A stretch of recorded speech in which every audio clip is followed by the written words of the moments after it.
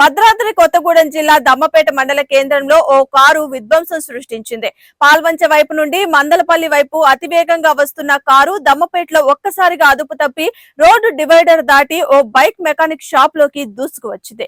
Car వేగానికి bike mechanic shop లోని 4 ద్విచక్ర వాహనాలు పూర్తిగా ధ్వంసమయ్యాయి. ఈ ప్రమాదంలో ఎవరికీ ఎలాంటి ప్రాణాపాయం జరగకపోవడంతో అంతా ఊపిరి పీల్చుకున్నారు.